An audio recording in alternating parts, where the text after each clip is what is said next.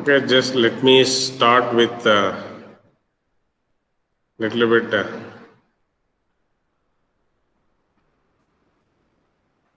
Let me take 2 minutes to again revise this scheduling and resource allocation. So, as I said, scheduling and resource allocation is used to allocate the available radio resource to the user equipments as efficiently as possible. Okay, so to optimize certain performance metrics with the quality of service constraints. Okay, so there are two types of scheduling algorithms in LTE. One is channel dependent scheduling. Second one is channel independent scheduling. Okay, in case of channel dependent scheduling, the allocation of resource blocks to a user equipment is based on the channel condition. Okay, so in case of channel independent scheduling, the allocation of the resource blocks to the user equipment is random and it does not depend on the channel condition. So, to give an example, you can think of a round robin scheduler. Okay. Further, in LTE, the channel dependent scheduling is divided into two types. One is the frequency diverse scheduling, and another one is frequency selective scheduling. In case of frequency diverse scheduling, the user equipment selection is based on wideband CQI and the PRB allocation is in the frequency domain and it is random. Okay, so it can exploit time selectivity and frequency diversity of the channel. In case of frequency selective scheduling, the user equipment selection is based on both wideband and the subband CQI. Okay. And the PRB allocation is based on the subband CQI. This will be able to exploit both time and frequency selectivity of the channel. Okay. So this dynamic channel dependent scheduling is one of the key features to provide high spectral efficiency in the LTE. Okay. To exploit the channel selectivity in a better way, the packets scheduler is used in the ENB. Okay, that will allocate the physical layer resources for both downlink shared channel and the uplink shared channel for every TTI. So the resource management, the resource assignment consists of physical resource blocks and the modulation and coding scheme. Okay, so the scheduling depends on the channel information available at the ENB, which is provided by the uplink CQI reporting for the downlink channel and the channel sounding for the uplink channel. So scheduler will also take into account of the amount of traffic and the quality of service requirement of each user equipment and associated radio bearers. Okay. Since the OFDMA and SCFDMA are implemented in the LTE for downlink and uplink respectively, right? So it is possible to exploit the channel variation in both time and as well as frequency domain. But this is not the case in case of HSPA, whereas in HSPA it is possible to exploit only the channel variations only in the time domain. Okay, so the objective of the channel dependent scheduling is to exploit multi-user diversity to improve the spectrum efficiency. And in the meantime, you should consider the issues like fairness and quality of service requirements also. Okay, so scheduling is integrated with the link adaptation and the hybrid ARQ process. Right? And as I said, the scheduling algorithm is not standardized, and it is E node be vendor specific. Okay, so let us now try to understand the signaling for scheduling in downlink and uplink. So for both the uplink and the downlink, the ENB scheduler dynamically controls which time frequency resources are allocated to certain user equipment. Okay, the resource assignments includes for time frequency resources and respective transmission formats, okay, are conveyed through the downlink control signaling. The minimum size of the radio resource that can be allocated to a user equipment corresponds to 2 resource blocks, okay, which is 1 millisecond duration in the time domain and 180 kilohertz in the frequency domain. So I like to stress this point. What is the minimum size of the radio resource that can be allocated to the user equipment, right, in LTE? So that is what? That is a 2 resource block. See, 1 resource block in time domain, we say it is 0.5 millisecond. 1 resource block. That is 1 slot. So 2 resource blocks belongs to 2 slots. 2 slots is nothing but 1 subframe. The duration of that 1 subframe is 1 millisecond. That's what we say in time domain. And in frequency domain, there is y-axis, right? So that is 180 kilohertz. Because here the sub-carrier spacing in LTE is 15 kilohertz. So we have totally 12 sub-carriers. So 12 into, so right, that is 15, we will get the 180 kilohertz. That is 15 kilohertz, then 30 kilohertz, 45, 60, and so on, right? So up to 180 kilohertz. This is what the size of the radio resource. This is a minimum size. So both the downlink and the uplink will employ the orthogonal transmission. So why the orthogonal transmission is used? This orthogonal transmission is used to ensure there will be no interference among the users in the same cell. Okay, so each resource block is allocated to the signal UE expect in the multi-user MIMO mode, right? So I think I have discussed about this localized and distributed resource allocations, right? These two resource allocations are supported in the downlink, but in the uplink, user equipments are always assigned contiguous resources. Means 2 PRBs will be allocated contiguously. But in case of downlink, it is possible to allocate PRBs at different instants of time. Okay, so that is what I would like to say. But in case of uplink, the resources are allocated continuously. So only localized allocation is supported in the uplink. But in case of downlink, both the localized and as well as distributed resource allocations are supported.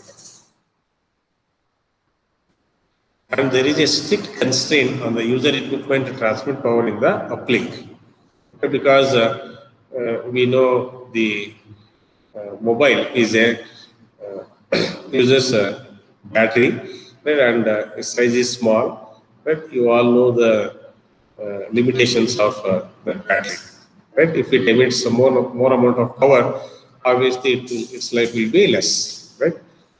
Okay. So let us try to understand what is the signaling for downlink scheduling. So here the channel state information, that is we say CSI, okay, at the ENB for the downlink scheduling is obtained through CQI reporting from the user equipments. Actually, I have not discussed about this CQI reporting. Okay, that is a part of this module 4. I discussed only hybrid ARQ, right? So I will come back to that. Okay, anyhow, for downlink scheduling, as I said, CSI information at the ENB is obtained through CQI, that is channel quality indicator reporting from the user equipments, right? So to enable frequency selective scheduling, subband CQI reporting is required. Okay, I was telling about different types of scheduling, right? Frequency selective, frequency diversity, and all. So to enable frequency selective scheduling, subband CQ reporting is required. Here, the ENB will dynamically allocate the resources to the user equipments at each TTI. So, the user equipment always monitors the PDCCH for possible allocations. Means our mobile will be continuously monitoring the physical downlink control channel, okay, for the resource allocations. For dynamically scheduled data traffic, the user equipment is configured by the higher layers to decode the physical downlink control channel with CRC scrambled by the CRNTI.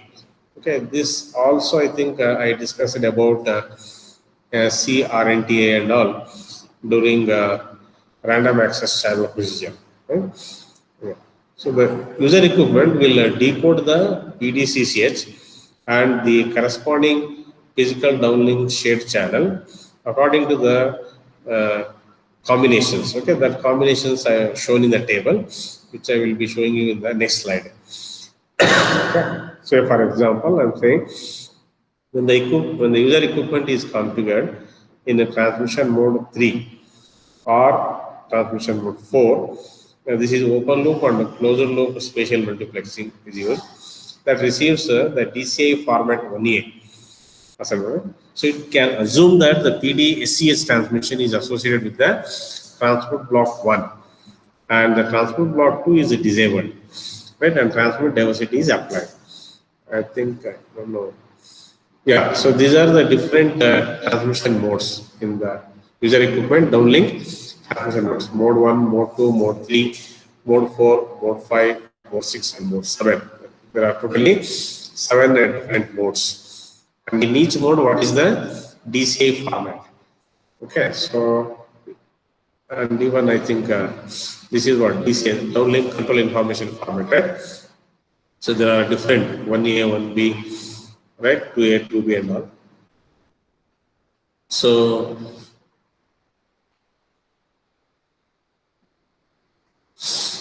for mode 1 with the DCI format 1A, so this is the transmission scheme of PDSCS, that is single antenna port, that is port 0. With DCI format 1, it is single antenna port and port 0. I think I have taken example mode 3, right? Mode 3 or mode 4. So with open loop and closed loop spatial multiplexing for transmit diversity. Okay, to establish transmit diversity, we select this mode. Like that, other things are there.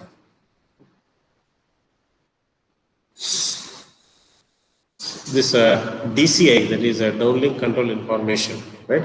That will carry the downlink scheduling assignment and other information which is necessary to decode and demodulate the data symbols. Okay, so the two distributed allocation types like resource allocation type 0 and type 1 provides the better performance with high overhead. Okay, so the localized allocation type, we say the resource allocation type 2 provides the low overhead alternative at the cost of a limited scheduling flexibility. So the user equipment can interpret the resource allocation field depending on the physical downlink control channel DCI format detected. So it is possible to interpret, means the user equipment will be able to interpret the resource allocation field that depends on the PDCCS DCI format detected. PDCCH DCI formats 1, 2, and 2A with type 0 and with type 1 resource allocation will have the same format and are distinguished via this single bit resource allocation error field. Right? So we use if type 0 is indicated by assigning a value of 0, otherwise it will be a type 1. I think I have discussed about these header fields in the module 5, right? What are the different formats, fields and all. Yeah, even the DCI format with what field, I think I discussed in the module 3 it comes. So this PDCCH with DCA formats 1A, 1B, 1C, and 1D will have type 2 resource allocations, while this PDCCH with DCA format 1, 2, and 2A will have type 0 or type 1 resource allocation. So here we say which PDCCH DCA format will have type 2 resource allocation and which DCA formats of PDCCH will have type 0 and type 1 resource allocation, right? So clearly it is told that format 1A, 1B, 1C, and 1D will have type 2 resource allocation, and format 1, 2, and 2A will have type 0 and type 1 resource allocation. Okay. Then, to determine the modulation order and the transport block size, the user equipment will read the first 5-bit. Okay, first 5-bit modulation and coding scheme field, which is denoted by I suffix MCS in the DCA format. Okay, so based on that, which transport block size index can also be determined. So I have not taken the table which is available in the textbook about this TBS index, that is a transport block size index. Okay, you can just refer that table. 2 tables are written for which format, what is this one. Okay, so the mapping between the MCS and the modulation code coding and scheme, right, index, the modulation order and the transport block size index, as I am saying, that is shown in that table. So, right? Okay, so the transport block size can be determined based on the value of this transport block size index. Okay, and the total number of allocated PRBs. Based on that, we will be able to determine what is the transport block size. I think when we are discussing about this downlink transport channel processing, right? The input is the transport block. So during that time, we were not very clear about what is the size of the transport block. Okay, so now I think we are getting an idea how that transport block size will be determined. So that will be determined based on what? The index of the transport block size and the total number of allocated PRBs. Means the transport block size is variable. That depends on these two values. This modulation and coding scheme indices, that is I suffix MCS, okay, may be mapped to the same transport block size. Say for example, the modulation and coding scheme index 9 and 10 are mapped to the transport block size index of 9. Okay, that will result the same data rate. The modulation overlap is adopted to improve the performance around the modulation switching points. Okay, as a different combinations of modulation and coding with the same rate may be provided with a different performance in different scenarios. Okay, and this is the range for this modulation coding scheme, which is the index value, okay, less than 31, greater than 29. For that, the TPS means the transport block size is determined from that scheduling grant for the same transport block size of in this range, okay, 0 to 28. I think I could not show this table, so I suggest you to refer the table from the text. Okay. So that is all about signaling in the downlink. So let me have a discussion about signaling for the uplink, this one. So here the channel state information, that is CSI, is estimated at the ENB with the help of what? Sounding reference signals, that is SRS. Okay, the channel state information is estimated at the ENB with the help of SRS. So the user equipment, as I said, always monitors the PDCCH, right, to find the possible allocation for the uplink transmissions. As I already said, the contiguous resource blocks will be allocated for the user equipment due to use of this SCFDMA scheme for the uplink, right? And even it is possible to have frequency hopping to get the additional diversity. So the user equipment obtains the uplink resource allocation as well as the frequency hopping information from the uplink scheduling and grant received for 4 subframes earlier. So here, if the user equipment detects the physical downlink control channel with the DCI format 0 in subframe M intended for the user equipment, it will adjust the corresponding physical uplink shared channel transmission in the subframe N plus 4. Because as I said here with this one, right? I think this N subframe resource allocation, I think I've given you more detailed about this during uplink channel transport processing.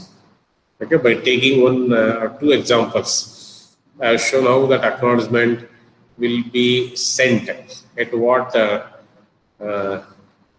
frames. Okay.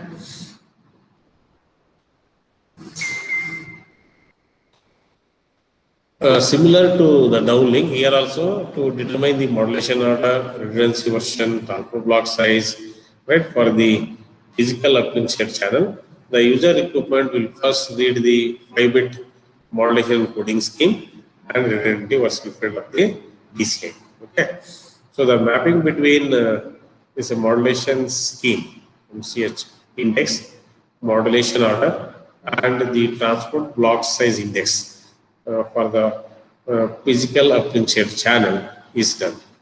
Okay, so the index of the modulation coding scheme will also indicate the hybrid ARQ redundancy version. So these are the redundancy versions 1, 2, or 3 that will be indicated by this the index of modulation coding scheme, index value of 29, 30, 31. Okay, in that case, the modulation order is assumed to be the one indicated in the initial grant. So similar to the downlink, here also this modulation overlap around the switching point is done. Means the same index value of this modulation coding scheme index can be mapped to both the transport block size index, okay, to get the same data rate. So similar to that, I think this transport block size can also be determined with the IMCS and ITBS. Yeah, the difference between the downlink and uplink is this one.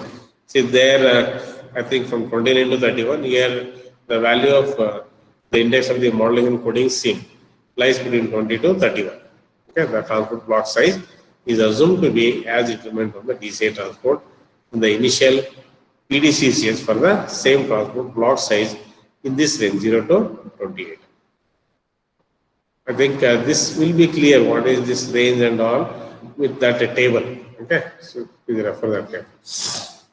The last topic of this scheduling and resource allocation is the multi-user MIMO signaling. So far we discussed how signaling is done in downlink, how signaling is done in uplink scheduling.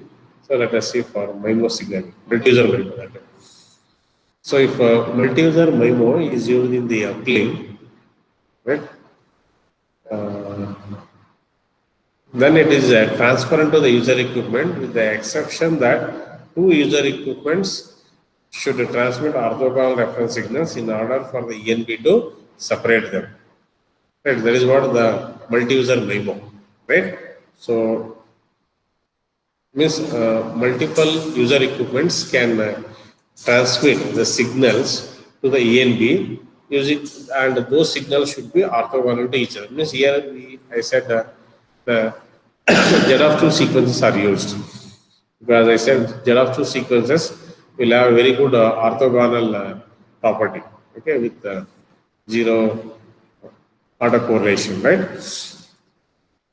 And uplink resource allocation will be indicated on this PDCCH using the DCI format 0 that contains a 3-bit field to indicate the cyclic shift in the reference signal, okay, which is to be used by each user equipment. So when multi-user MIMO is used in the downlink, so two rank 1 user equipments are multiplexed on the same physical resource. I think different ranks are there. Okay, so unlike the single user memo, uh, in this case, in case of a single user memo, so the power for each UE will be reduced by 3 dB. Okay, so that will be indicated by the power offset field in the DCA format 1D. So which is used for the multi-user memo scheduling. I think you go back and look about what is the DCI format, right? So we are talking about the first 5 bit is used for indicating MCS, that is modulation and coding scheme, right? Uh,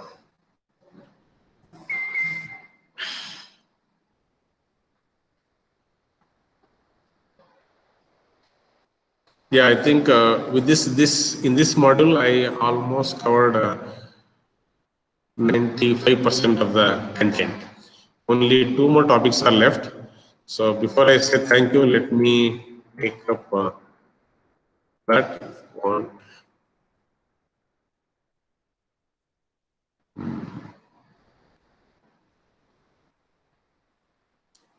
Or shall I share these slides? What you all feel?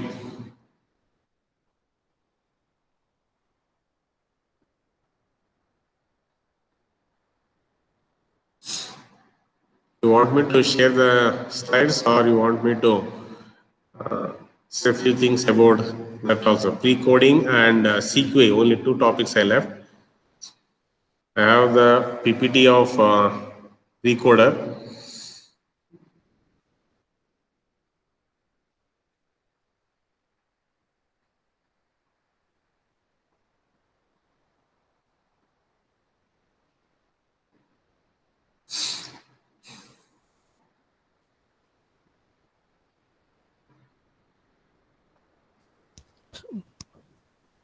Sir, you can share the slides. I can share the slides. Now, good. At least you're responding. CQI only have not made a slide. Pre-coding is there. You can just have a reference. Okay, sir. Only CQI you can read from car. I may make and I will share it in 1 or 2 days. Fine. Okay, sir. So I think yeah, almost. Yeah, these are all the slides of that one only. Pre-coder. Okay. Pre-coder for closed loop MIMO operations. I think this needs some amount of understanding about MIMO. Otherwise, just reading, because yeah, these are things.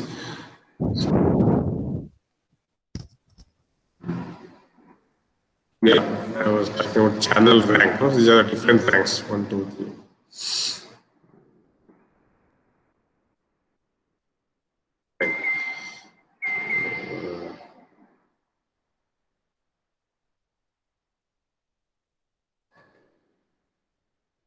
Yeah. I started from this point today, right? So, okay, I will share these slides. You can just have a look.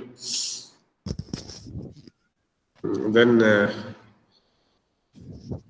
any questions to be asked, you can ask. With this, I will stop. You can write your question in the chat box.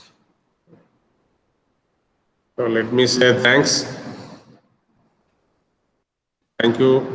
Thank you, sir. For joining so many classes. I think this is the first time I could teach so many all modules because of this COVID. Okay. At least I could learn all 5 modules.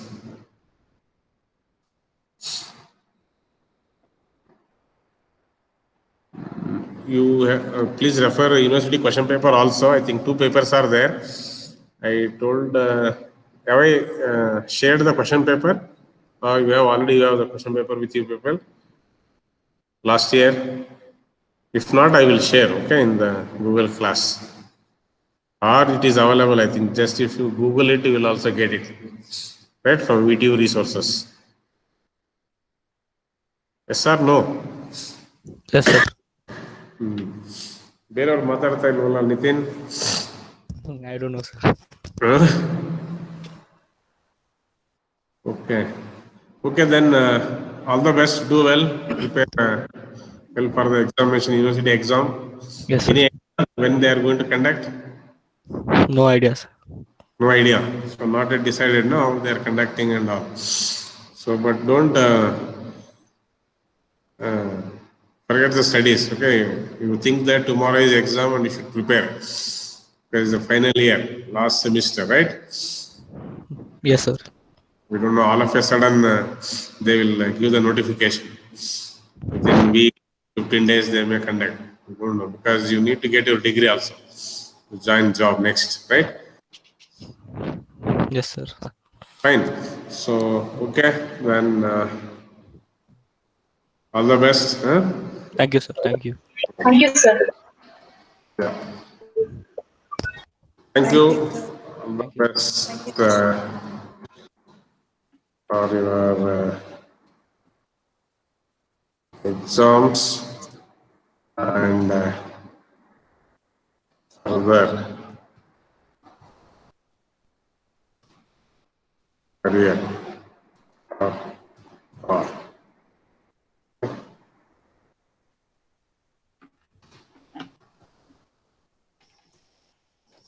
to all.